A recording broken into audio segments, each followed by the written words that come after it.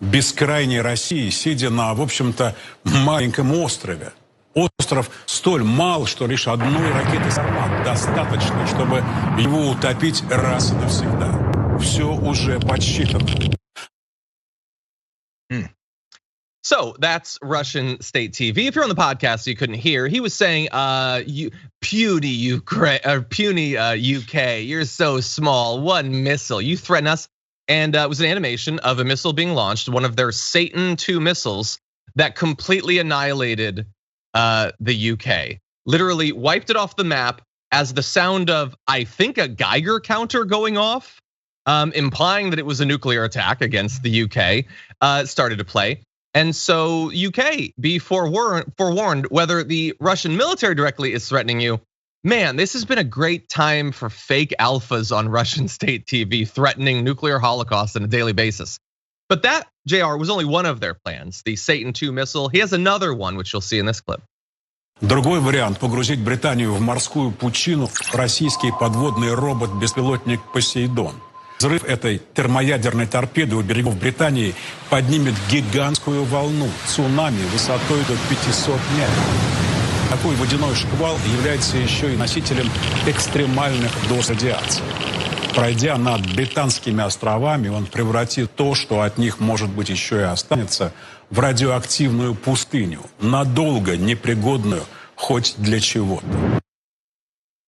So that guy with his casual tone is saying we're going to create a nuclear tsunami that will plunge the UK into the sea and then create a radioactive desert.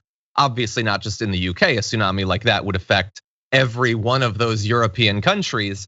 Now that might scare you, but understand that that host on Russian state TV was very comfortable and calm with the entire process, JR.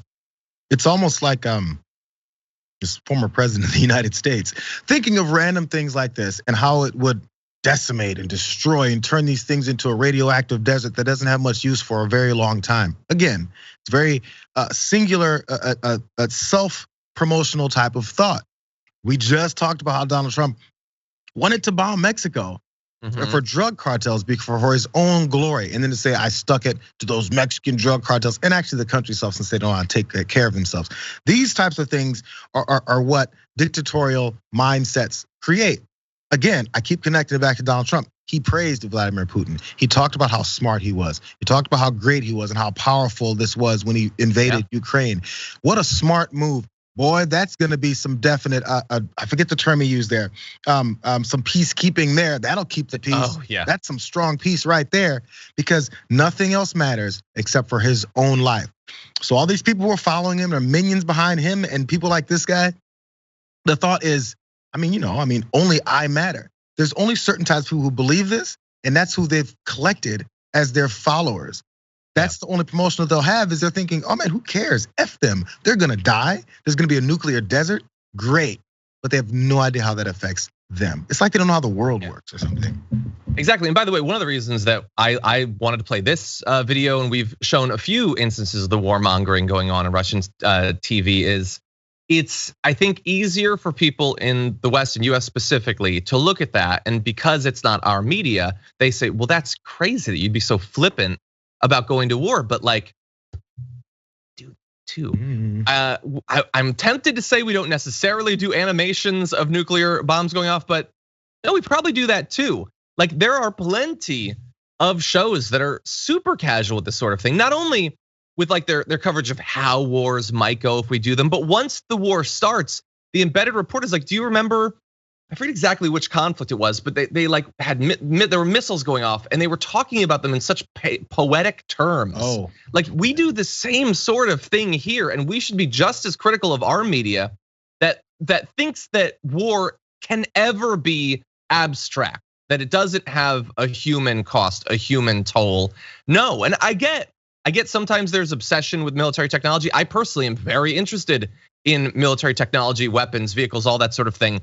But I never forget that they're used to kill people. That's what these tools and weapons are used for.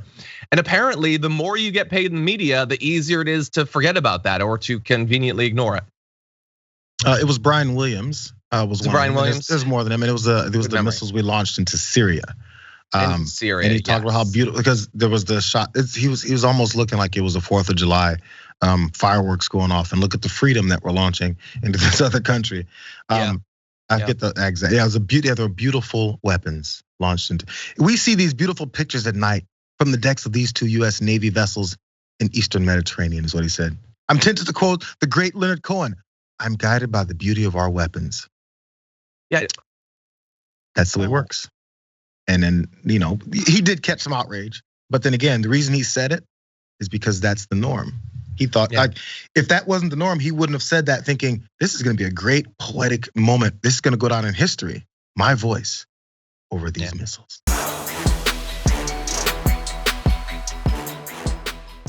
For more political news breakdowns, interviews, stories of activism, and me trying my hardest to care about the occasional big celebrity news story, subscribe to our YouTube channel at youtube.com/The Damage Report. And you can ring the bell wherever it is so you don't miss anything.